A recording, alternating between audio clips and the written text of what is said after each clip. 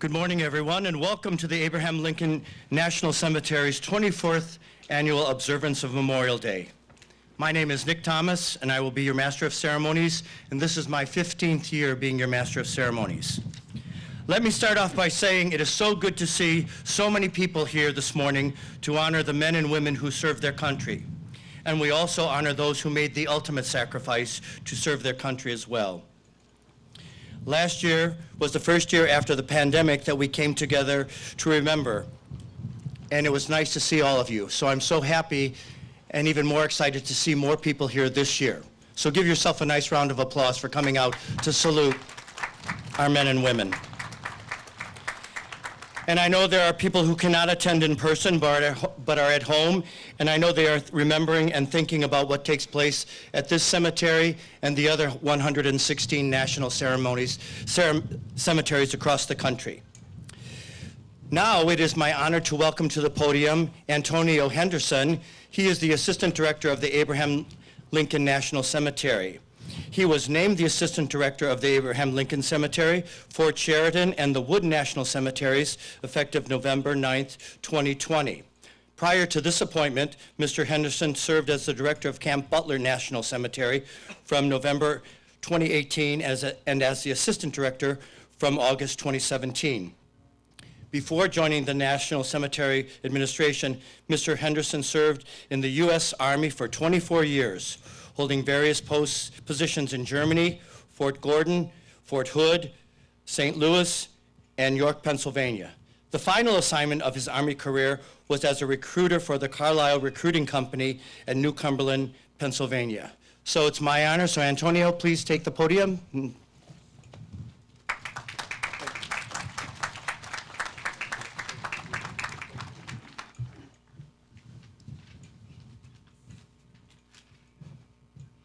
Good morning, ladies and gentlemen, distinguished guests, elected officials, friends and family, and most importantly, all our veterans in attendance today. On behalf of the staff of Abraham Lincoln National Cemetery and the Department of Veteran Affairs, I would like to welcome you to our Memorial Day program. This weekend of remembrance is important to those of us at the Department of Veteran Affairs, especially at the National Cemetery Administration. Clearly, it is also significant to all of you, since you are dedicating time to honor our fallen service members today. Americans begin putting their lives on the line protecting our communities even before our nation was founded. Our VA mission statement is based upon President Lincoln's promise to our nation to care for those who have served in our nation's military and for their families, caregivers, and survivors. For those employees who work here, or family members, or friends that are visiting loved ones in a national cemetery, every day is like Memorial Day. Our team members are always aware of the sacrifice made by brave men and women who served. Every day, our team lays to rest veterans or a family member of a veteran by providing them with respect, dignity that they deserve. Our crews set headstones that tell part of each veteran's stories as they align those headstones perfectly, signifying the professionalism and camaraderie that those veterans experienced when they wore the uniform. And these dedicated team members do the work required to maintain this cemetery as a national shrine worthy of being the final resting place of those who served so bravely. Abraham Lincoln National Cemetery currently has over 70,000 decedents who are interred here. Our interment rate, approximately 4,200 a year, and that number is constantly growing. We have a total of 982 acres here at the facility. 149 of those are developed, and we are adding additional 14 acres of burial expansion that will be soon completed to ensure our mission continues.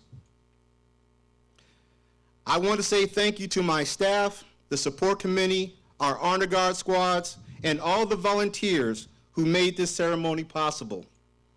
We could not memorialize our veterans and their families without your valuable support from so many of you who support this cemetery at all times. I also want to thank my fellow veterans that are in attendance with us today. Thank you for your service. We appreciate everyone for being here, and thank you for supporting the veterans and their families, and thank you for honoring those who made the ultimate sacrifice. Now sit back, enjoy the program, and welcome to your National Cemetery.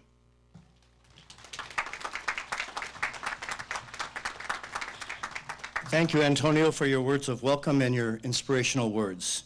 So once again, 24 years, that's quite a long time to be remembering this observance of Memorial Day here at this beautiful cemetery.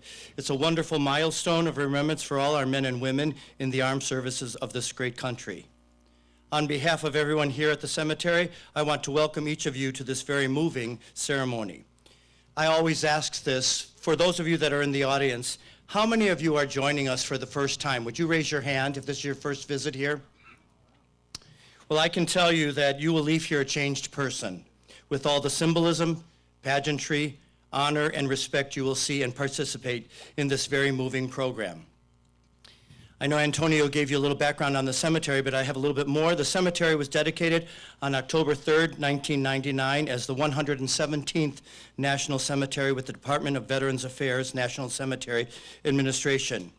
Currently, there are over 70,000 men and women buried here, and when the cemetery is at capacity, it will ensure 400,000. And as a little side note, in Washington, D.C., the Lincoln Monument is celebrating 101 years tomorrow. It was dedicated on May 30th, 1922. So now as we begin our program, I would ask that everyone rise for the advancement of the colors by the John Whiteside Ceremonial Color Guard, and then remain standing for the national anthem, sung by Mr. Kevin Johnson, accompanied by the American Legion Band under the direction of Mike Fisk.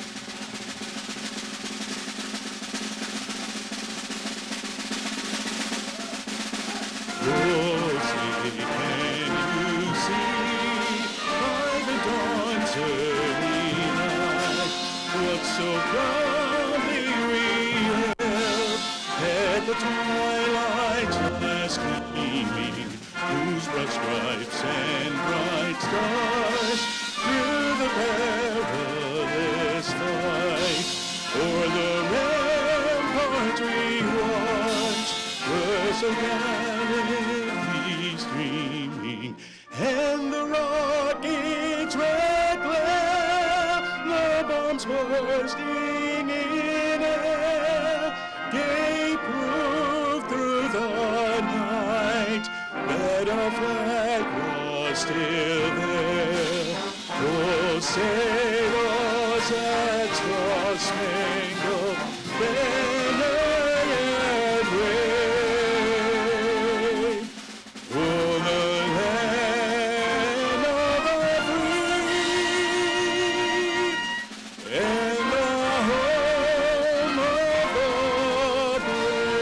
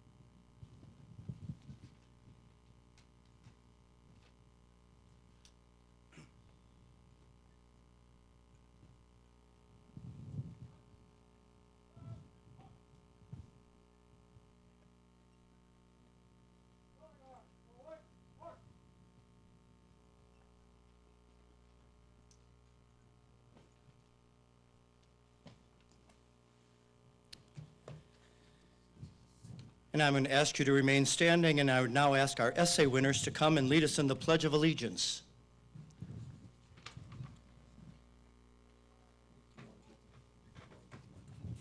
Sure.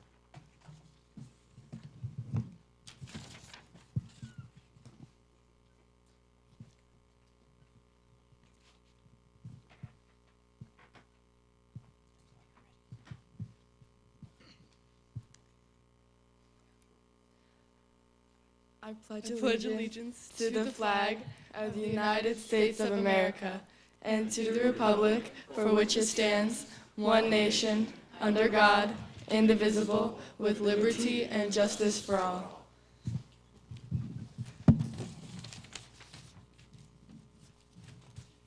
And now I'd ask Dennis Missner to come forward and lead us in our invocation. He is a Memorial Squad member here at the cemetery and a Vietnam veteran.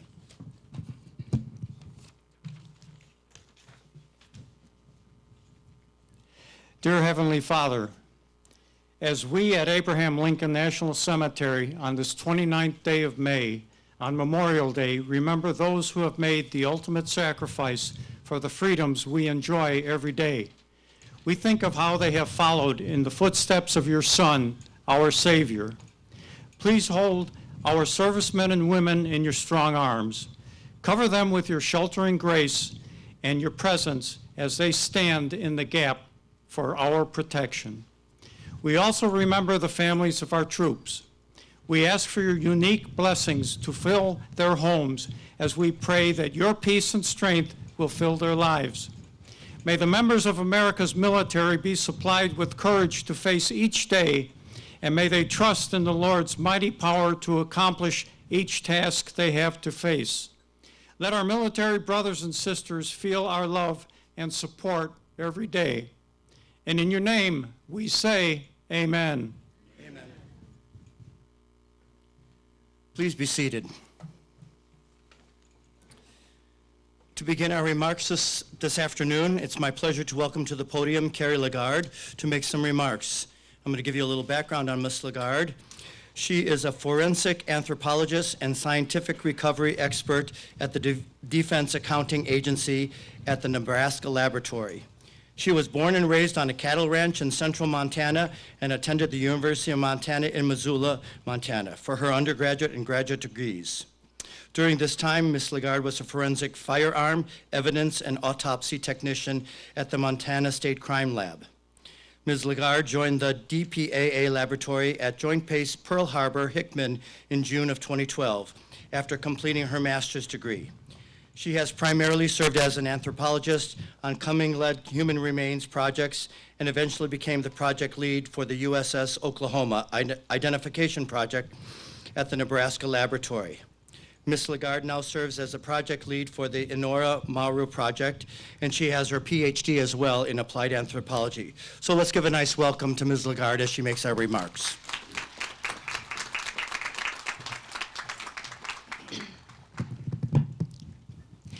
Good morning, and thank you for putting together this important event. It's an honor to be here today with distinguished guests, leaders, staff members of the Abraham Lincoln National Cemetery, members of the local community, and families, as we gather to pay tribute to the brave Americans who made the ultimate sacrifice for their country and our freedom. Memorial Day has been a day of remembrance since its inception in the late 1860s, honoring the heroes who never returned home from the battles our nation fought. Regardless of their branch of service, job, or length of time in uniform, these individuals swore an oath to support and defend the Constitution of the United States, putting their lives on the line. It's said that all who served gave some, but some gave all. Memorial Day is a time to remember those who gave all for our nation and the freedoms we enjoy every day. As we stand in these fields of green, all of them are known, but there are some places around the world with gravesites marked as unknown. These unknowns, as well as those yet to be found in austere locations around the world, sacrifice their lives for our country, yet their families are still waiting for answers about their loved one's final resting place. The Defense POW MIA Accounting Agency, DPAA, is dedicated to finding those answers, and for us, every day is Memorial Day. Our team of more than 700 members works tirelessly to fulfill our nation's promise of the fullest possible accounting of our missing U.S. personnel. DPA's mission is to recover and identify the remains of missing service members from past conflicts, a task that is both daunting and critical. Today, we have teams in several countries around the world searching for U.S. service members from World War II, the Korean War, Vietnam, and the Cold War. I'm proud to say that last year, DPAA accounted for over 160 service members. While we celebrate this accomplishment, we know that our work is far from over. There are nearly 81,000 unaccounted for U.S. personnel from past conflicts dating back to World War II, with approximately 38,000 of them possibly recoverable. This leaves many that we may never recover, many of which are considered buried at sea, like Seaman Second Class Harold A. Adamson, who died on August 24, 1942, during an attack in the Pacific, and is memorialized in this cemetery. Although there are many like Seaman Second Class Adamson that may not return home and remain memorialized in cemeteries like this, there are others that have come home to their families.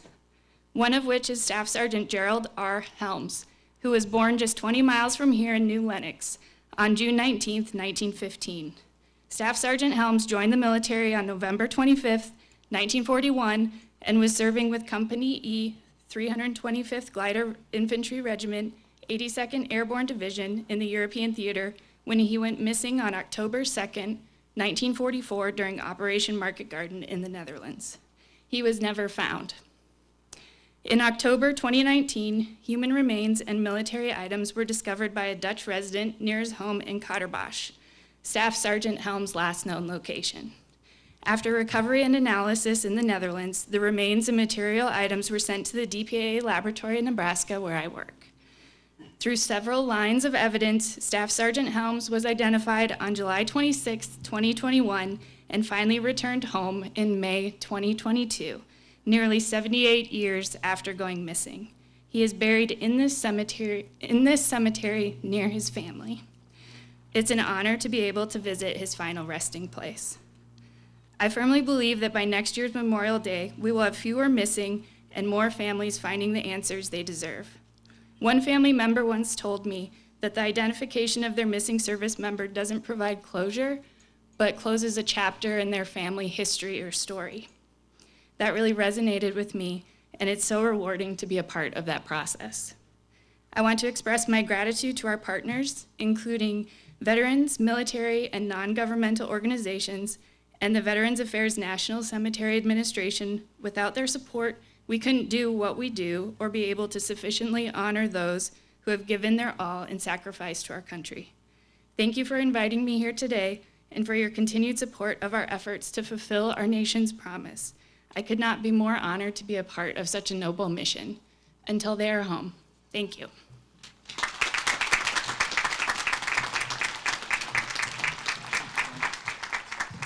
Thank you, Ms. Lagarde. And also, I want to say thank you for the work that you do. You do in that chapter for the family, so they do have some comfort. So for the work that she does and with her team members, let's give her a nice Elwood big round of applause for all that she does.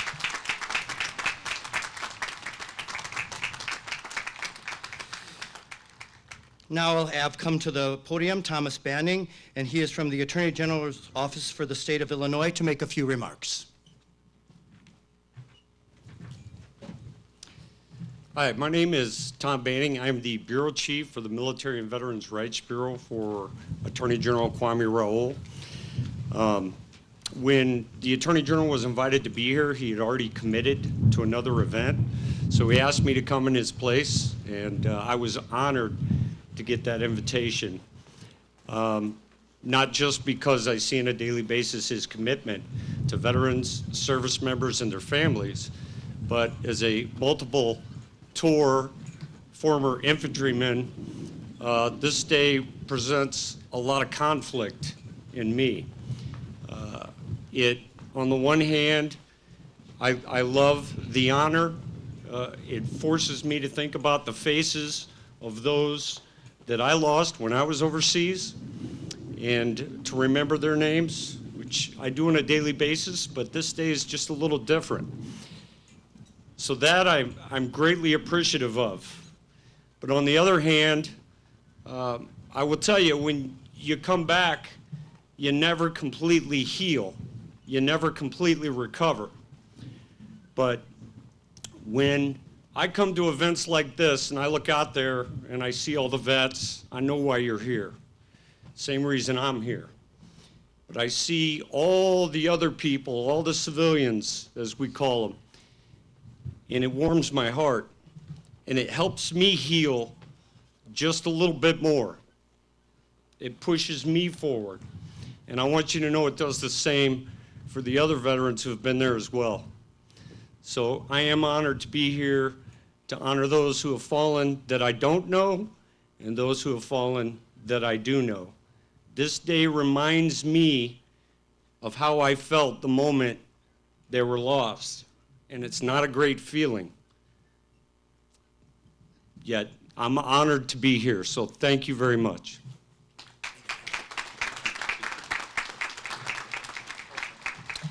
Thank you, Tom, for those words. So now I'm going to ask you to stand one more time as we raise the flag of this great country. Raising the flag behind this tent will be Brian Nestor, and he's an Abraham Lincoln caretaker employee.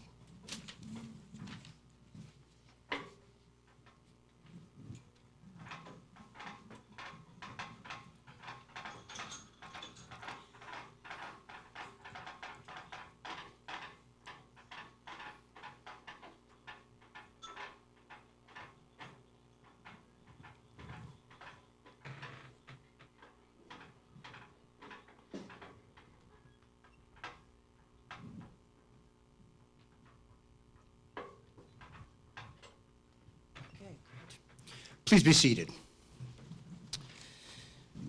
I'll let you know that sometime during the program today, pilot Tom Buck will be flying over in a World War II Avenger TMB Grumman airplane. I think you're going to know when it's coming because it's almost like it's on top of us. All right? And you will hear it way back there with the sound. So, but the special thing today, and Tom didn't tell us the person's name, but joining him as his co-pilot will be a 102-year-old World War II pilot veteran flying with him.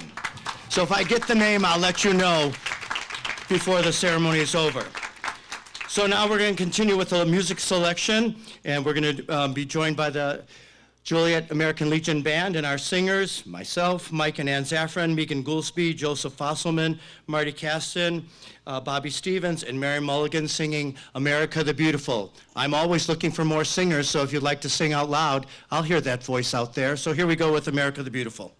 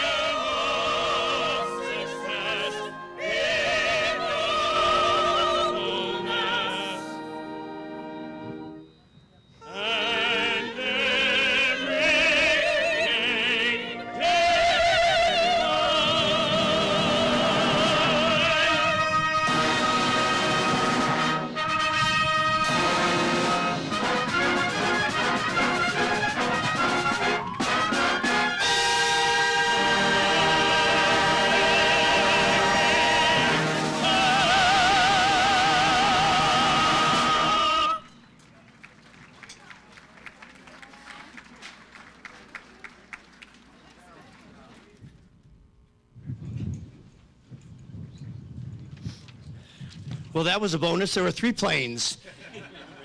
Great timing also, right at the ending of America the Beautiful, and a verse about the heroes that are here in front of me and the heroes that are throughout this cemetery. So one of my favorite parts of this ceremony is the American military timeline and the sons and daughters in the service. I think this is very moving.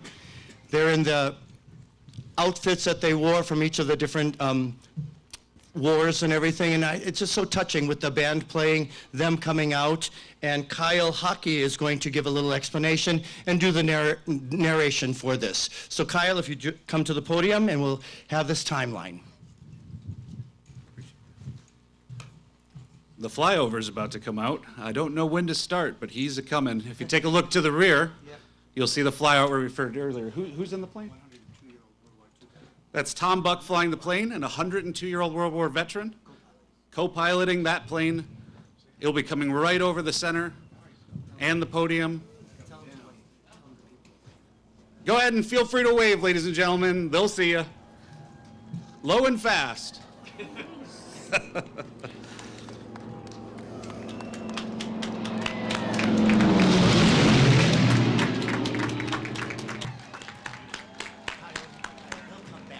Oh, I know. For sure. They're coming back too. Oh yeah, I know. He'll be right in the middle too. He'll be sure to come back, and you'll see him before me. Ladies and gentlemen, honored guests, please have a seat. I'd like to share with you today and commemorate those who have served with a living timeline. A visual journey through history of our great nation and military, from the Revolutionary War to the modern battlefield.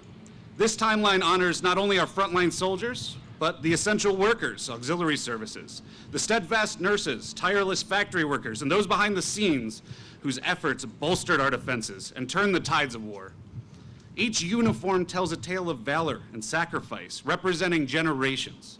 Together, they represent the legacy of service that has secured our freedom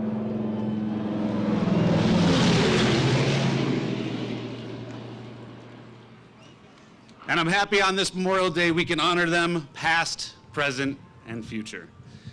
With no further ado, the living timeline. We'll start with the Minuteman.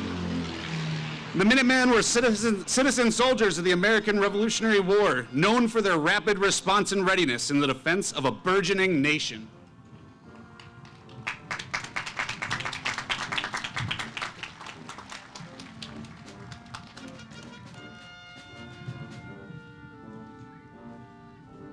The Union Civil War soldier. United in the cause to preserve the Union and abolish slavery, they redefined the future of America.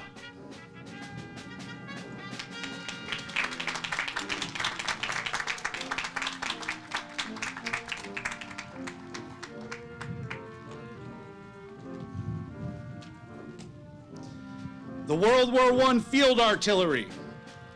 The thunderous backbone of the battlefield of World War I, changing trench warfare forever.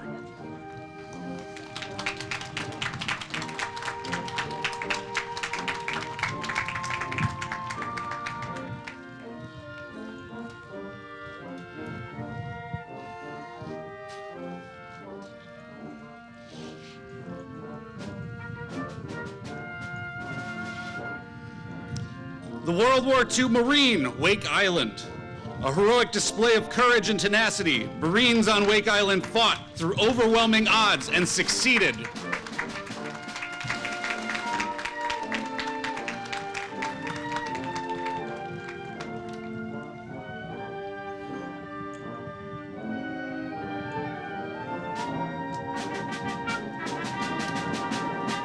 World War II, Airborne, D-Day, Army. Descending from the skies in daring nighttime drops, the Airborne was crucial in setting up a front for the Allied invasion.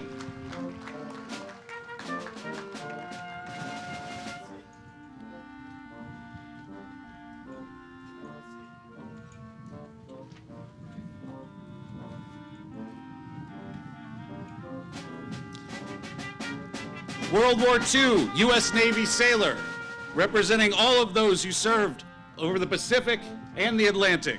Engaging against overwhelming forces, the Navy won victory in the Pacific in battles such as Midway.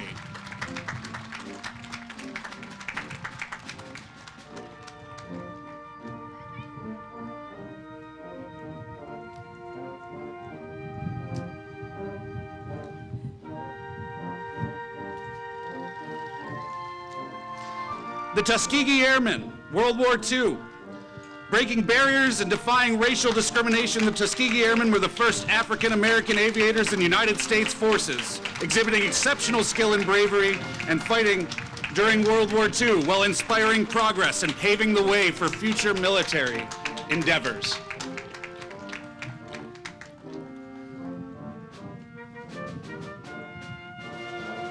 World War II, the WASP. Women Air Force service pilots took the skies during World War II, transporting military aircraft and accelerating the war effort.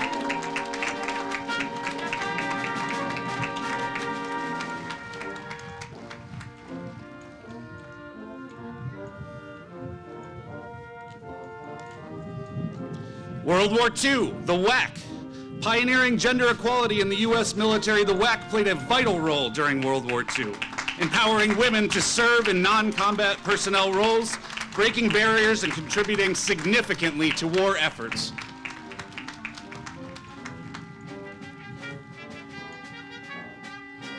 Rosie the Riveter. An iconic symbol of female empowerment, Rosie the Riveter represented the millions of women who joined the U.S. workforce during World War II, defying gender norms and providing their capable skills to traditionally male-dominated industries, ultimately contributing to a successful war effort.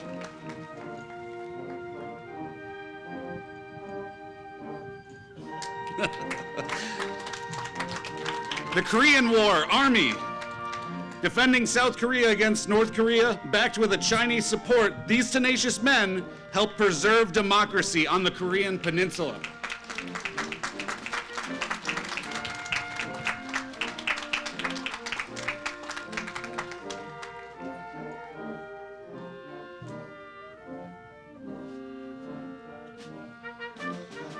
The Grunt, Vietnam era, U.S. Army. The backbone of U.S. infantry, the Grunts were the frontline soldiers who bared the brunt of combat, demonstrating resilience and courage and camaraderie in the face of danger, embodying the true essence of a military fighter.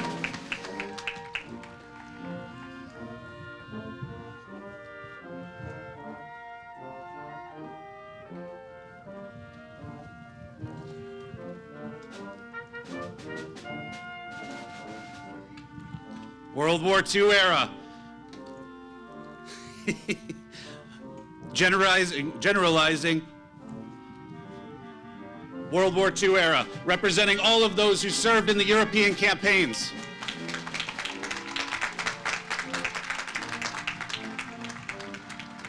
And finally, the last does not need much introduction from me. You can argue with minutes and seconds with him about how long he served, but I say 40 years. Representing the modern era, Senior Master Sergeant David Hockey.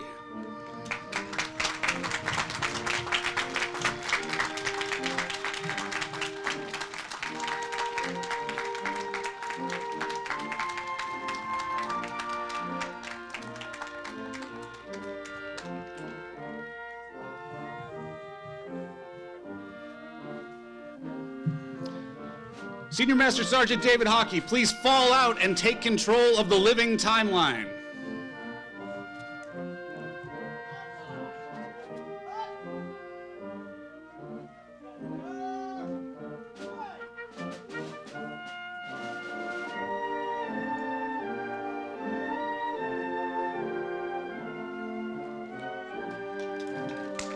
Please give a round of applause for these fantastic living timeline members.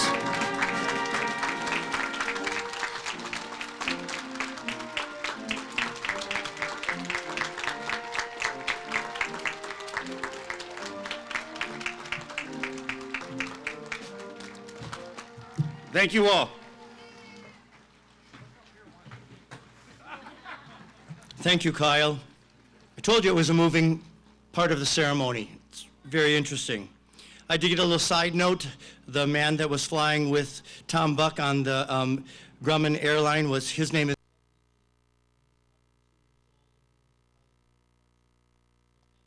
Give him a round of applause.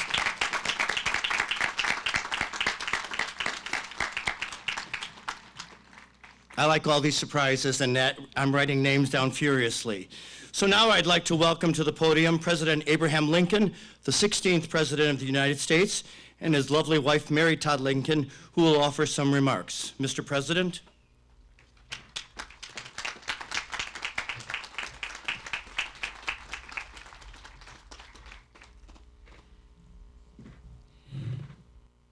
The American Civil War is said to have started on April the 12th, 1861, when Fort Sumter was fired upon in the harbor of Charleston, South Carolina, and ended 4 years later, almost exactly to the day, on April the 9th, 1865, at Appomattox Courthouse in Virginia. Over the course of those 4 years, thousands of battles were fought all over this country, and hundreds of thousands of casualties resulted. But perhaps one of the best-known battles took place on July 1st, 2nd, and 3rd, 1863, in and around a quiet little town in Pennsylvania by the name of Gettysburg. At the end of those 3 days alone, there were over 50,000 casualties. 50,000 Americans, North and South, who were either dead, wounded, or simply missing. The normal course of action at this time was to return the bodies of the fallen back to their home states for burial. But the overwhelming number soon made this a very difficult task, and so it was soon decided that a portion of the battlefield itself should be purchased and converted into a national cemetery, burying the dead there. It was also decided that the cemetery needed to be dedicated with suitable ceremonies of the occasion. Now, there was really no question who would be invited to be the main speaker at the dedication. No, not the President of the United States, as you might have expected, but a man from Boston, Massachusetts, named Edward Everett. The date of the dedication was selected to accommodate Mr. Everett's schedule, November the 19th, 1863. No one ever even really thought to contact the president until about November 1st, when someone finally thought to write to the president and invite him to be present, and at the end of the oration, to set aside the grounds to their sacred use by a few appropriate remarks. And they may have hoped that he understood their emphasis on the words appropriate, for it was feared by some that Mr. Lincoln, with his reputation as a jokester, would not sufficiently appreciate the gravity of the occasion. On November the 19th, 1863, Edward Everett spoke for 2 hours without notes, memorized a 2-hour-long speech. Then, the Master of Ceremonies introduced the President of the United States. Mr. Lincoln rose and stepped to the front of the platform to deliver just a few appropriate remarks.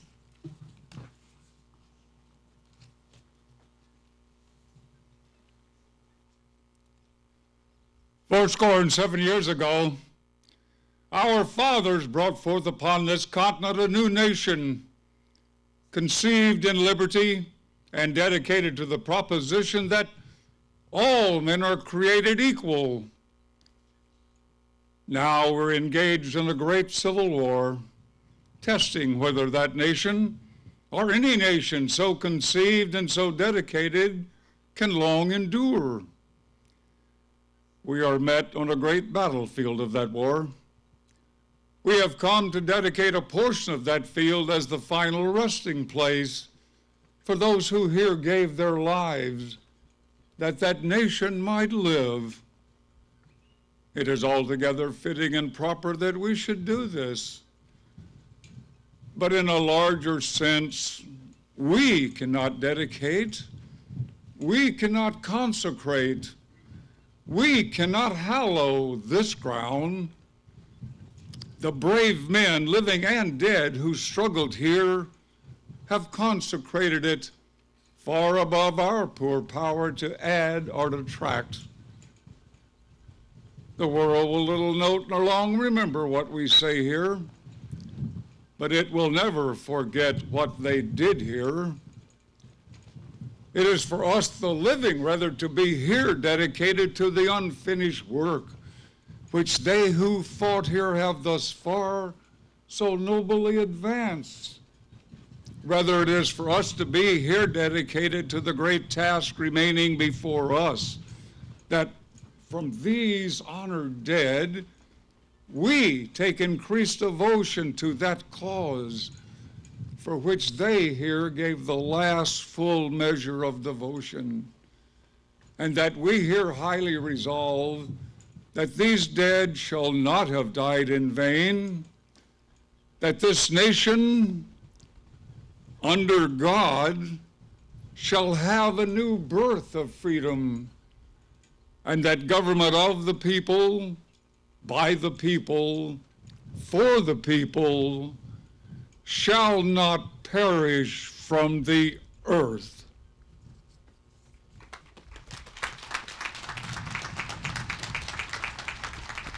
Thank you, Mr. President and Mrs. Lincoln. And now to continue the program, the American Legion Band and our singers will present the selection, the refrain to God Bless America.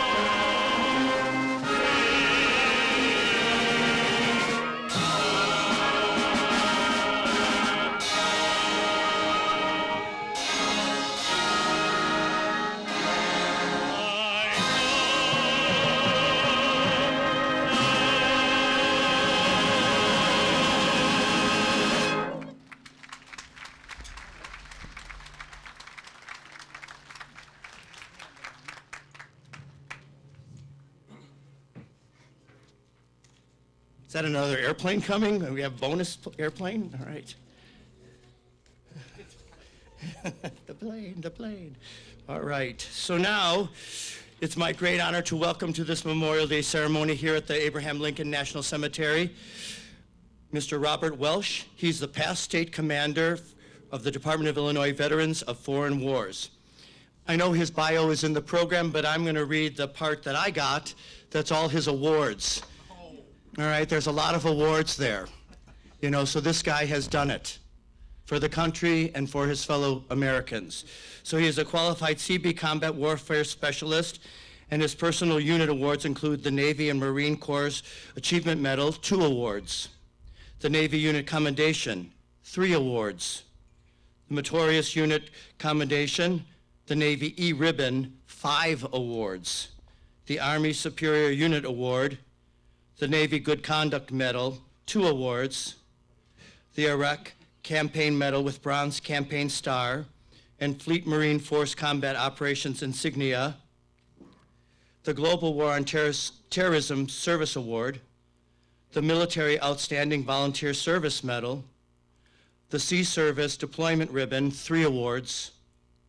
The Navy and Marine Corps Overseas Service Ribbon, 2 awards.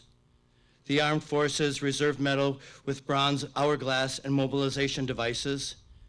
The Navy Expert Rifleman Medal, and the Navy Expert Pistol Shot Medal.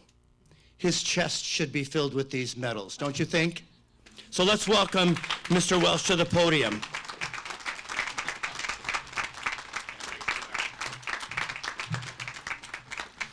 Well, thank you very much. For those of you in the audience that know, most of those were just because I was in the right spot at the right time. I didn't do anything special. So first I want to thank Director McCall and the staff here at Abraham Lincoln National Cemetery for inviting me to be the keynote speaker today. I am truly humbled to have been chosen for such an honor. I'd like to take just a few moments and give a couple personal words about this place before I go into my speech. I'm somewhat in awe in standing here today. 23 years ago, I left active duty as a young 25-year-old know-nothing kid. And I had to head out into the world and get a job. That job was right here on these hallowed grounds. I worked here for 10 years, and I can honestly say this was the most rewarding job I have ever had, and I still work for a living. This really means something. Because of this, I can say there's a small amount of personal pride and a never-ending amount of reverence and gratitude that every employee here at Abraham Lincoln feels for the service they provide to our veterans and their families. So please, as you walk the grounds today and you see the crew out working, the ones that made this event a success, thank them for what they do each and every day. Rain or shine, I know, I've been there, to make sure this final resting place for our nation's heroes continues to remain the pinnacle of serene beauty that you see here today. In quiet services across our country today, we come together as a nation to remember those lost in the clash of battle, the thunder of bombs, the roar of tanks, the rumbling of airplanes flying overhead, and the scream of artillery shells. This Memorial Day, we come together, even if only in mind and spirit, to honor the many sacrifices made for our freedom. As we enjoy living in the land of the free and the home of the brave, we must continue to remind Americans that there is no freedom without bravery, and those we honor today were brave when it counted the most. Amid the war-torn decades we've endured, we take great pride in these heroes. These men and women who believe they were just doing their duty. They had strength when the situation demanded it, determination when everything felt lost, devotion, courage, and patriotism when others looked to them for guidance. No one ordered them to practice the most basic of human ideals. They did it because they were Americans and lived in a nation worth defending. Generation after generation has been fortunate enough to reap the benefits, paid for by those who believe that freedom is worth fighting for, and if necessary, worth dying for. In cemeteries across America and around the world today, people will pause to spread flowers on the graves of those lost in war. But today should not be about the sorrow we feel for their loss, and not about mourning. What it should be about was best expressed by General George S. Patton back in 1944 at a military cemetery in France. Looking across a field filled with rows of crosses marking the graves of men who, just days before, had been part of his army, Patton said, "We should thank God that such men lived." And that is what this very special day is all about, being thankful that such brave men and women have lived, and to pay tribute to those heroic patriots who bravely rose up and fought for something greater than themselves, protecting a home to which they never returned. They sacrificed everything for the noblest of causes, and it is up to you and me to carry their memory forward in an effort to repay a debt that can never truly be repaid. Flowers, memorials, flags at half-staff, and the sad note of taps. As meaningful as they are not enough. What we really must do to honor their sacrifice is to live what they died for. Live the America they died for. A country of freedom, equality, opportunity, and unlimited promise. Live filled with hope. Hope that what they gave us will last forever, and that freedom and opportunity will find all who seek it.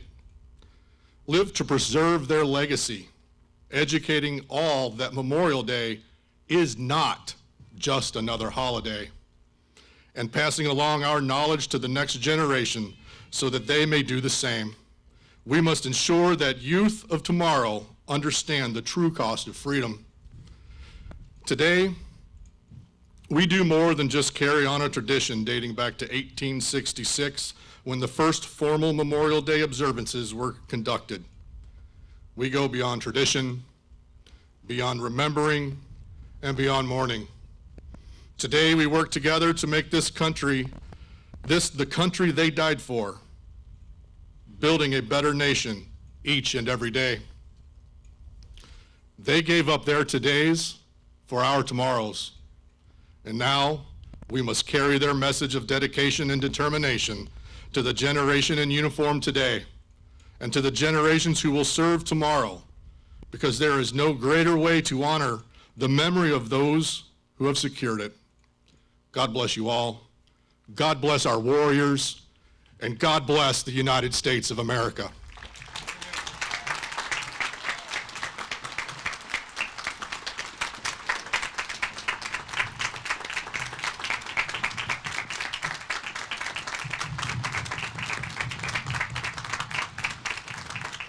Thank you, Mr. Welsh, for your very powerful words. We appreciate it, and thank you for all your many years of service to our country.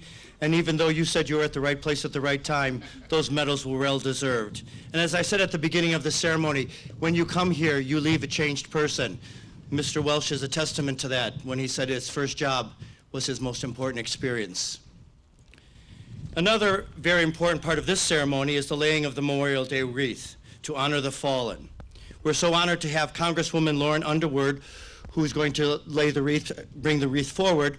She's going to make a few remarks beforehand, so I'm going to give a little bit of the bio, and I'm very impressed reading all of these bios. Congresswoman Lauren Underwood serves Illinois' 14th Congressional District and was sworn into the 116th U.S. Congress on January 3rd, 2019. Congresswoman Underwood is the first woman, the first person of color, and the first millennial to represent her community in Congress. She is also the youngest African-American woman to serve in the United States House of Representatives. Congresswoman Underwood serves on the House Committee on Veteran Affairs and the House Committee on Appropriations. Congresswoman Underwood co-founded and co-chairs the Black Maternal Health Caucus, which elevates the Black maternal health crisis within Congress and advances policy solutions to improve maternal health outcomes and end disparities. She also serves on the House Democratic Steering and Policy Committee. Representative Underwood is a member of the Future Forum, a group of young Democratic members of Congress committed to listening to and standing up for the next generation of Americans, the Congressional Black Caucus, and the LGBT Equality Caucus. As a strong supporter of addressing the gun violence epidemic, Congresswoman Underwood is a member of the Gun Violence Prevention Task Force. So let's welcome to the podium and give her a nice round of applause, Congresswoman Lauren Underwood. Thank you. Hello, everyone, and thank you so much for joining us for this special Memorial Day ceremony. We are gathered on the hallowed grounds of the Abraham Lincoln National Cemetery to pay our respects to the brave men and women who have laid down their lives in defense of our great nation. On this Memorial Day, we honor their sacrifices, their courage, and their ultimate commitment to the ideals upon which our country was built. We also give our respect to the Gold Star families who are with us here today and to those who aren't able to be here.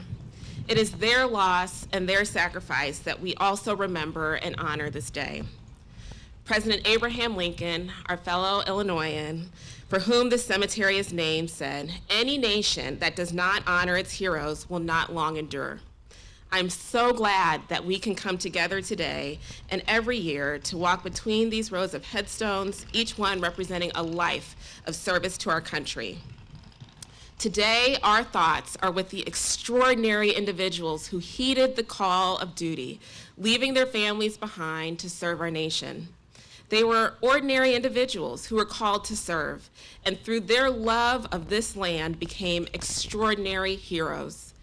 There are brave men and women who rest here and at national cemeteries around the country, who paid the ultimate price for our freedoms, and it is their last full measures of devotion that we remember on Memorial Day. They defended our Constitution, protected our rights, and safeguarded our way of life. We owe them our gratitude for their service and their sacrifice. Now it's our duty to build a nation that is worthy of that sacrifice and upholds the principles of liberty, equality, and justice. Let us remember the strength and resiliency of those who came before us and the families and communities that supported them. Let us draw inspiration from their selflessness and bravery. And let us never forget that their memory lives on in the spirit of the United States. May God bless those buried here today, comfort their families, and guide us as we continue to build a future that honors their sacrifices. Thank you, and may we forever remember the sacrifices of our heroes.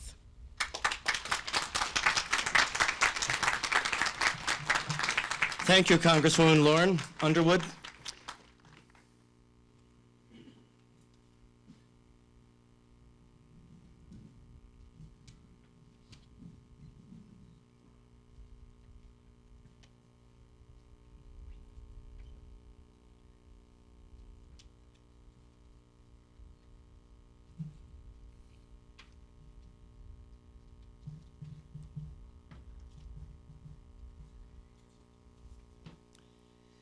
And so now I'd ask everyone to stand as our wreath is brought forward by Congresswoman Underwood.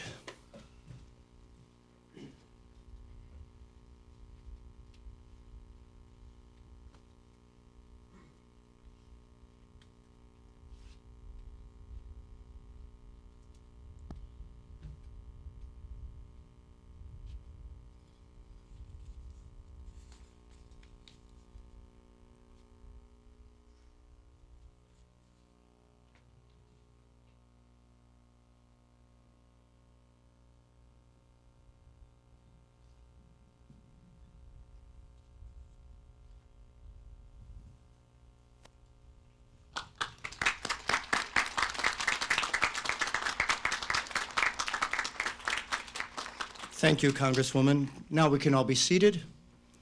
Next, we're going to have two students from Elwood Consolidated School District read their winning essays, "What Does Memorial Day Mean to Me?"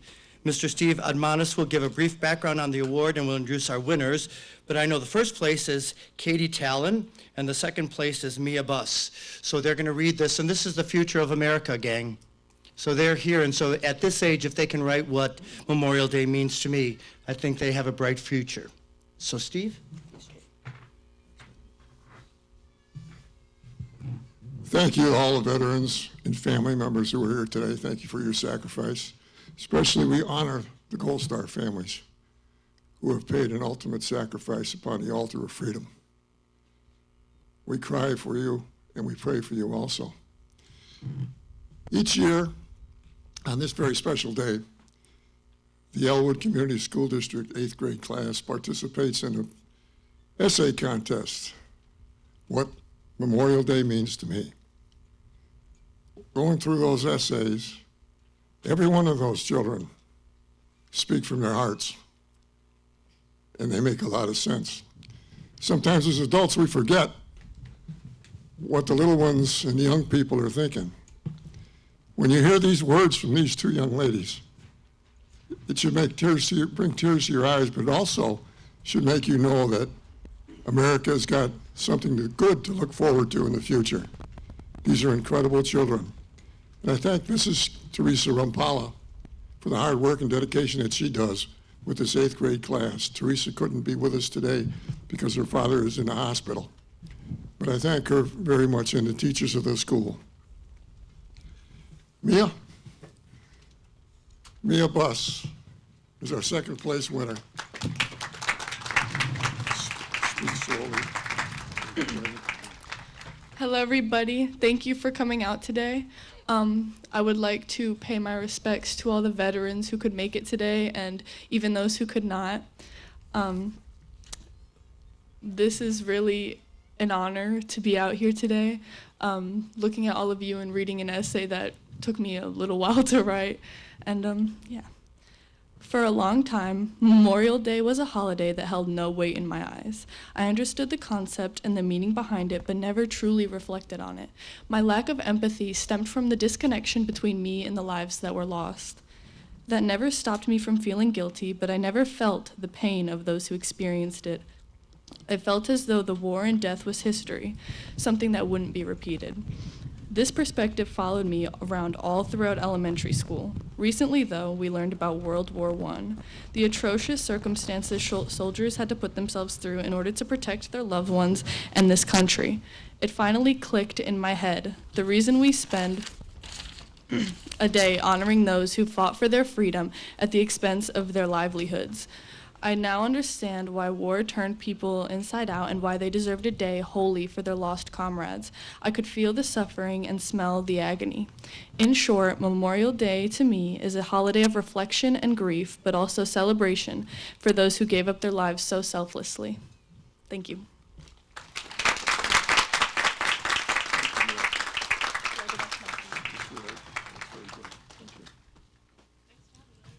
Katie? Katie Talon is our 1st place winner.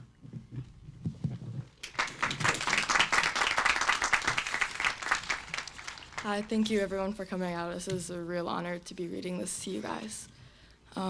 Memorial Day isn't just any other day. It's a day full of memories. Memories of family, of soldiers, of every man and woman who fought until their last breath, fighting in battles only we can imagine. We honor all of them by giving flowers and waving flags, showing our gratitude and giving thanks to the bravery they've shown us, in remembrance of all the blood, sweat, and tears they gave just for us.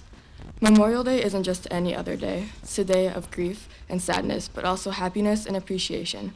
Although we've lost many brave and kind souls during battle, we've gained many more.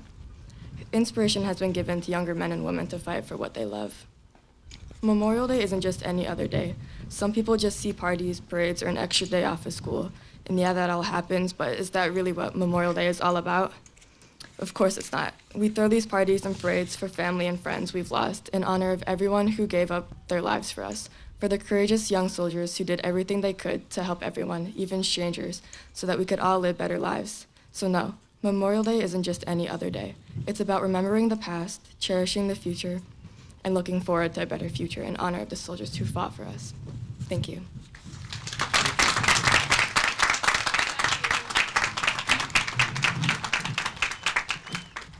Wonderful words. These young people have what America has to look forward to, something very good. And we thank those parents who raised these children right. It's a hard job. They did an excellent job. Thank you.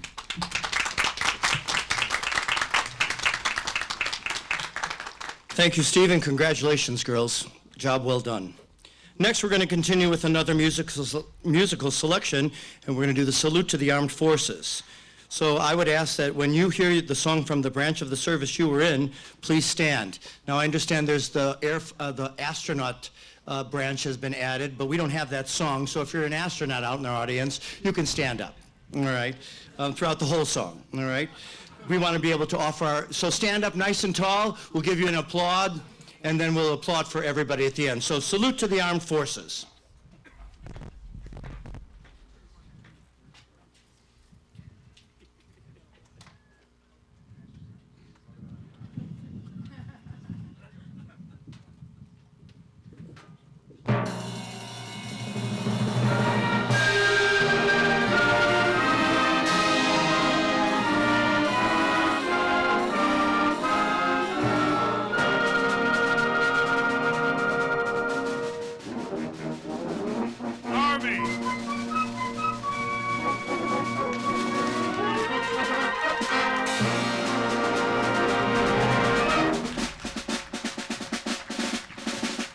Over hill, over dale, we have hit the dusty trail, and we are making strolling along. We never hear them shout, now to march all about, and we are making strolling along. For it's high, high hill, the field and tailor ring, come on, turn up without a step, 2, 3, and wherever you go, we'll always know, and we are making strolling along.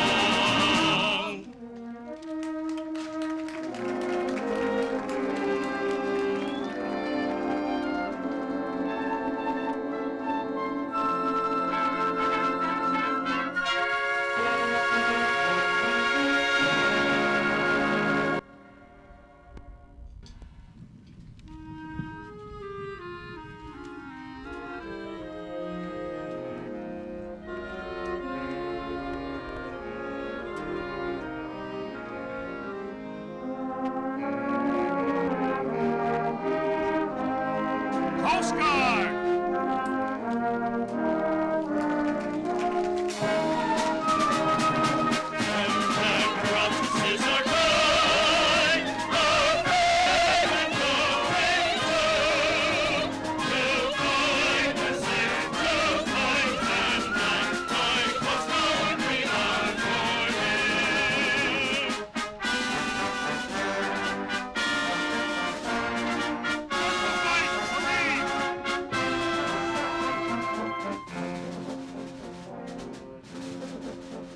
From the halls of Montezuma to the shores of Tripoli, we will fight our country battle in the air and the land sea. As we fight for right and freedom, and to become free, we are called to bring them of United States Marines.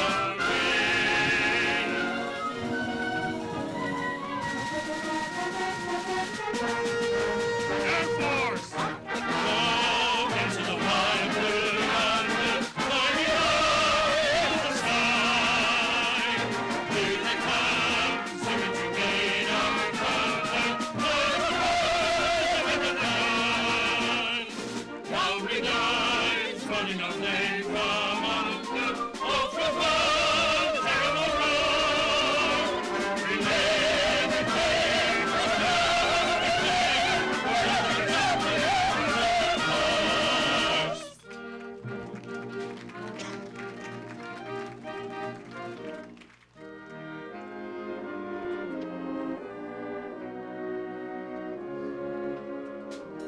Navy!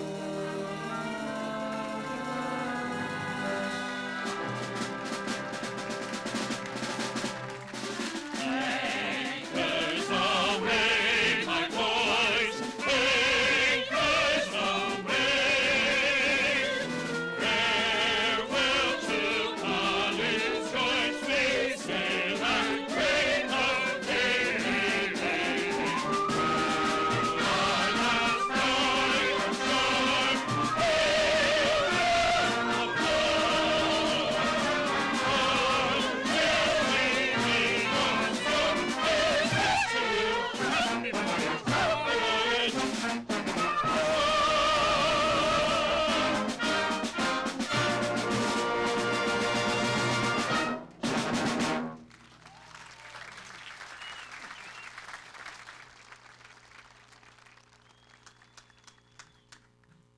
Now, come on, Elwood, that wasn't very much applause. Let's give all these people a big Elwood, Abraham Lincoln, applause.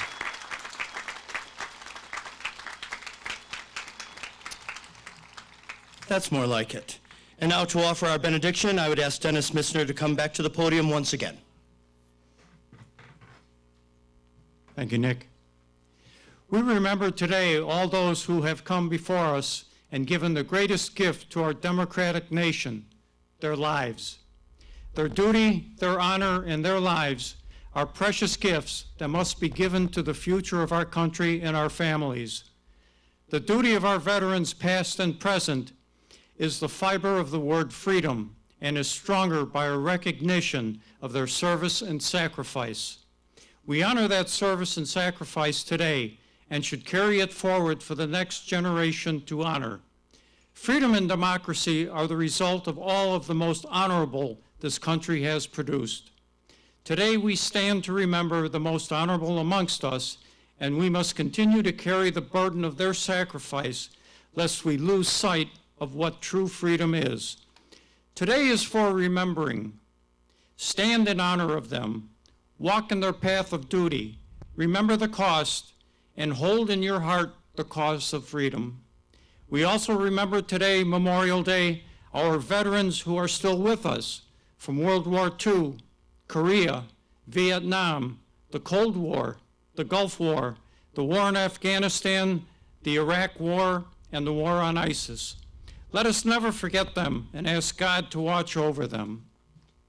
Go in peace, and may God deliver you home safely to your loved ones. Amen. Thank you, Dennis. And so now we're going to conclude this ceremony with a rifle salute by the Abraham Lincoln National Cemetery Memorial Squad. This then will be followed by echo taps played by trumpeters Ed Croby and Larry Richards, also members of the Memorial Squad. So I'd ask everyone to please stand.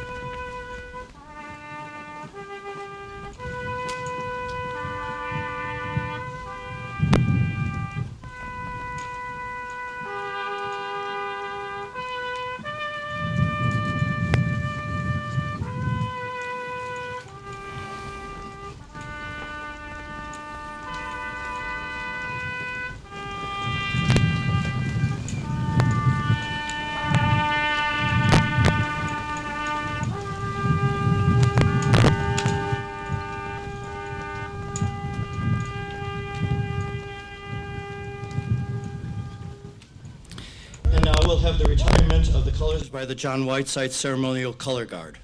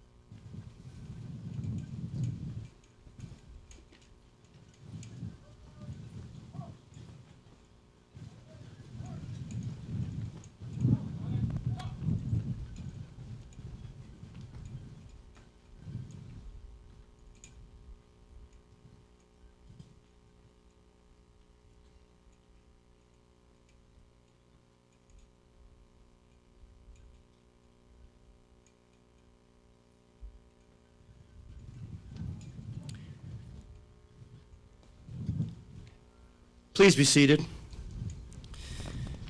To close, on behalf of Antonio Henderson, the Assistant Director of the Abraham Lincoln Cemetery, all the staff and countless number of volunteers who not only today but every day of the year honor the memories of our fallen servicemen. And I just want to say, when you come to a cemetery, it's a place of sadness. But I have to say that this cemetery is a place of sadness, but also a beautiful place of beauty. So why don't we give the volunteers that take care of this cemetery and all the employees a nice round of applause.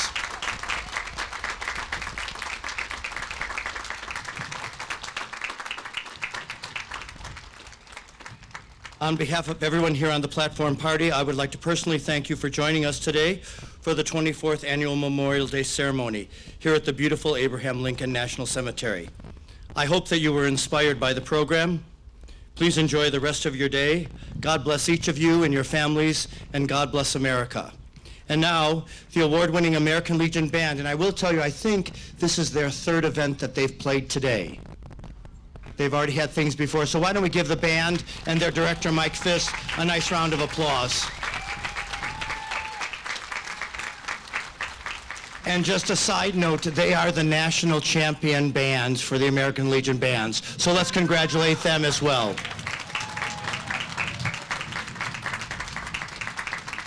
So they're going to conclude our program with the signature rendition of the song, Stars and Stripes. Forever. I didn't hear that. Stars and Stripes? All right, Mike, take it away. Thank you, everyone. God bless America.